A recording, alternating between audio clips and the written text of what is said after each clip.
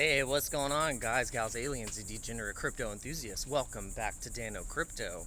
So we're doing a little walk and talk video. It's been a little bit since we've done one of those, but hope you guys had a really good weekend. And we had a lot of stuff kind of unfold during last week. We had the SEC do an announcement for a thing they're calling Project Crypto, where they are highlighting all of the legislation that's been happening with crypto, like the Clarity Act, the Genius Act, how it all relates to the big beautiful bill that was signed into order by the president and the administration, and also a lot of stuff with the Federal Reserve, the Feds, the FOMC, federal funding rate, and what Jerome Powell was signaling for the rest of the year for rate cuts. Then we had Trump scrutinizing Powell and the Fed for taking way too long to cut the rates. And then we also had Trump move some nuclear submarines near Russian waters, and because it was a comment that was made by one of the Russian military generals, I think that's who it was, made kind of a very threatening comment to the United States. And so then Trump responded with saying, well, we're going to move some nuclear submarines. And so that caused some volatility in the markets. Then there was also jobs data that came out that gave some volatility into the markets. So yeah, the week was pretty volatile, but I think what it really was just the reason why the prices went down so much is a liquidity flush. We had high leverage in the markets. Always 50, 100x leverage gets flushed. And Coinbase and Binance are the ones that are flushing the markets, whether it be with Ethereum, Bitcoin, and Solana primarily is where they're kind of wash trading those assets and liquidating the market kind of as a whole. So we had a lot of liquidations happen, a lot of longs got liquidated, but now they're ranging it back up into another liquidation area for the shorts, and that's going to be around the 120, 121, 123,000 area, where a lot of shorts from the people that are thinking that the bull market is over, they are going to get massively liquidated. So this is what is happening right now, and this is why the prices actually went down so much. But honestly, this is a full fake out, I think.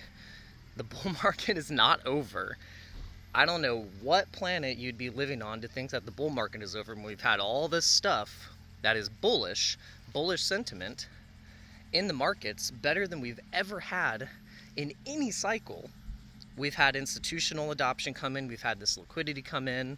It kind of all lines up with these cycles, which is the 4-year cycles for Bitcoin halvings, and we're still not at the peak price of what Bitcoin could do and what it's done in the past on these cycles. Now, what makes this particular cycle different is the nature of the institutions, and the liquidity is a lot different. We have the ETFs, we have different types of institutional adoption coming in for Bitcoin, but not just for Bitcoin, but for Ethereum and Solana. If you look at the far side ETF inflow outflow table, we now have a Solana section. So for the longest time it was just Bitcoin. Now we have ETH. We see ETH and ETF inflows coming in. That's what's been pushing the price of ETH up. If you're wondering why ETH was even getting close to 4K, that was the reason. And the reason why we had just a little bit of a pullback is you look at the ETF flows, they kind of chilled out a little bit. Same with Bitcoin. And so the moment that we start to get those ETF inflows coming back in strong, we get more signal that stable coins are just being minted in the billions. I mean, it's just like we're gonna get a lot of money coming into the markets. And so if you're wondering, asking that question, is the bull market over, and was that the top? Well, my friends, I have a pretty good educated guess that that was not the top and the bull market is not over. We still have some time to go.